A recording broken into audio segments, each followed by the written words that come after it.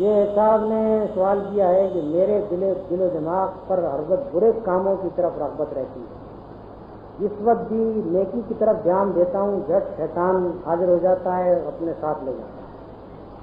اس کا جواب یہ ہے کہ آپ اپنے دل میں اللہ کا خوف اور اس کے سامنے اپنی جواب دہی اور ذمہ داری کا احساس زندہ کرنے کی اور تازہ رکھنے کی کوشش کریں۔ اس کے سوا اور کوئی ذریعہ شیطان کے پھندے سے نکلنے کا نہیں۔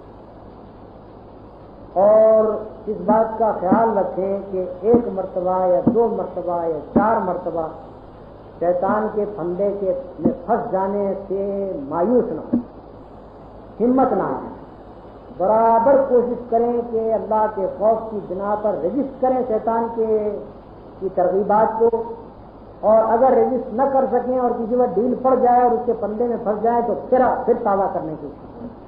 یعنی ایک مسلسل جد و جہاد، ایک مسلسل کشمکش جاری رہے، اس پہلوان سے برابر لڑن کرتے رہیں، 10 مرتبہ پچھاڑ دے تو پھر اٹھ کر لڑیں۔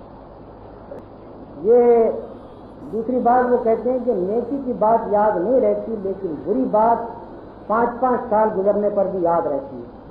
کوئی ایسی ترکیب بتائیے جس سے میری عاقبت سدھر جائے۔ کوئی ترکیب ایسی باہر سے نہیں بتائی جا سکتی، اپنے اندر ہی آپ مسلسل کشمکش اور کوشش کریں۔ آدمی کو اللہ تعالیٰ نے وہ طاقت عطا فرمائی ہے کہ جس سے اگر وہ کوشش کرے تو جس چیز کی طرف بھی اپنا وہ دھیان لگائے۔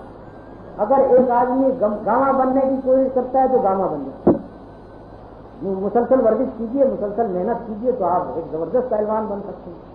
اگر ایک آدمی اعلیٰ درجے کا سائنٹسٹ بننے کی کوشش کرے تو بن سکتا ہے، اس کے لیے مسلسل ہم جدوجہد کریں تو آدمی کو خود اس کے اندر اللہ نے وہ کرایا ہے۔ مسلسل کوشش کرنی چاہیے آدمی کو کہ اپنے اندر سے اگر وہ خود محسوس کر رہا ہے، خود اس بات کا احساس رکھتا ہے، اور یہ لکھنا اس بات کی دلیل ہے کہ آپ کو یہ محسوس ہو رہا ہے کہ آپ ایک بری حالت میں ہیں۔ یہ ایسے ہی ہے کہ جیسے کسی کیچڑ کے گڑھے میں آپ گر گئے ہوں تو آپ مسلسل جدوجہد کریں گے اس سے نکلنے۔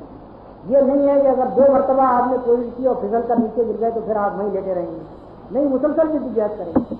تو اسی طرح سے آپ کو برابر جدوجہد اور کوشش کرنی چاہیے یہاں تک کہ آپ اس حالت سے نکلیں۔